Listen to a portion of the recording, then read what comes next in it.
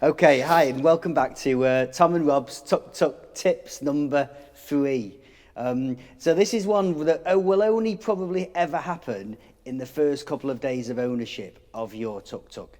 And it's a warning, it's the only thing that ever goes wrong when we deliver a tuk tuk. And it's because people often, when they're learning to drive, they may well stall the vehicle. And if you stall the tuk tuk, sometimes the gears can lock into place. It's something that happens in motorbikes and also in tuk-tuks. And when the gears lock into place, the worst and the thing that you should never do is try and force the vehicle back into neutral. Obviously, it needs to be in neutral in order for you able to start the vehicle again.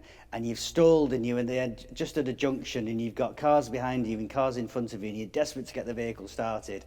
So you want to force it into neutral. Please don't. The easiest thing to do is, if it's stuck in gear, is just rock the vehicle a little tiny bit forwards or backwards.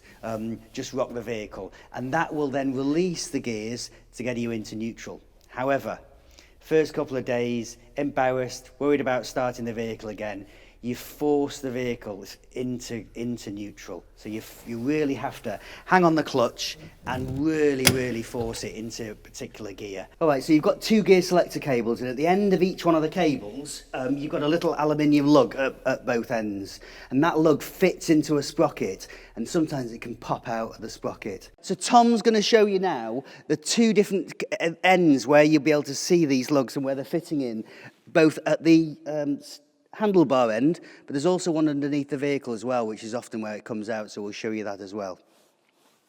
So, first thing to check is you'll know when that's happened because you won't be able to select any gears whatsoever. So all you'll need is a standard Phillips screwdriver, and there are 3 Phillips screws that hold this cap down. Give me a second, I'll undo all 3.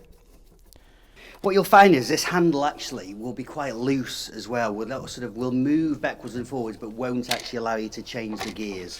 So you'll know when you've done it. 1, by the force you've had to put on it in the first place in order to get it to pop out, and 2, by just a little bit of play on that handle, but not allowing it to change gears. So what you'll find is this is what it'll look like once you've taken the cap off, if it's come out from this end. So all you'll need to do is grab hold of the lug on the end, and you'll have a little slot that it slots into.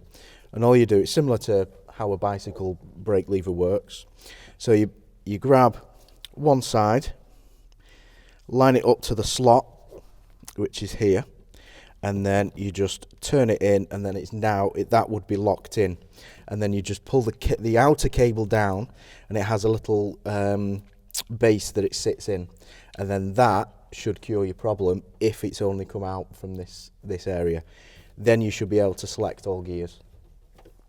But we'll get one on the ramp, and then we'll show you how to check the other side.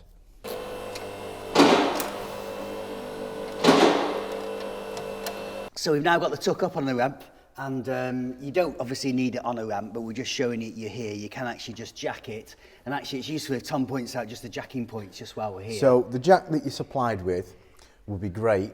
If you pop your head underneath, you have a beam, which is this one here, either side, to do any of the rear wheels. And then to jack it on the front, you have a seam that runs all the way across, just where your feet would normally sit. So you try and get it in the middle of that, and then that should be fine.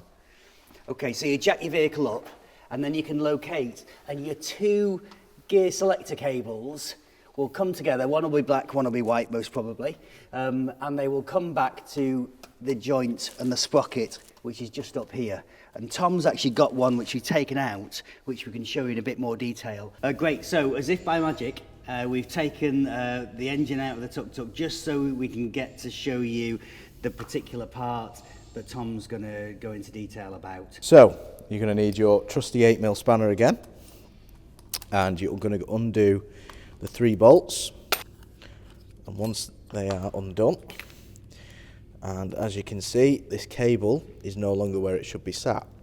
So what you need to do, just move your hand, Tom, let them have a look. Just So it's this connector here with the lug on the end, should be in this little sprocket here. That's where it's come out from. So all you do is you'll have a little bracket that sits over both cables, like that. You remove that, and then that frees up both cables.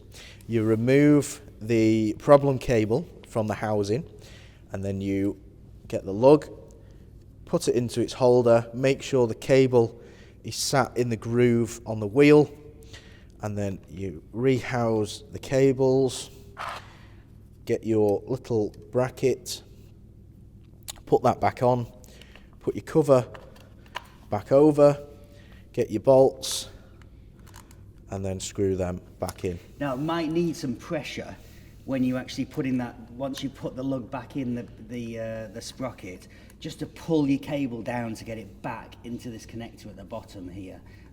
Just takes quite a bit of pressure first of all to get it in there, because obviously that cable's quite tight. But once it's in, you'll find it slot into place quite quickly, won't you, Yeah. Tom? Very easy, very straightforward. Then once you've got the bolts flush, they just need a quick nip. They don't have to be over tight. Just a quick tighten. And then that's it, job's done. Great, there you go. There's another top tip number 3 from Rob and Tuk Tuk Tom. Thanks very much for joining us.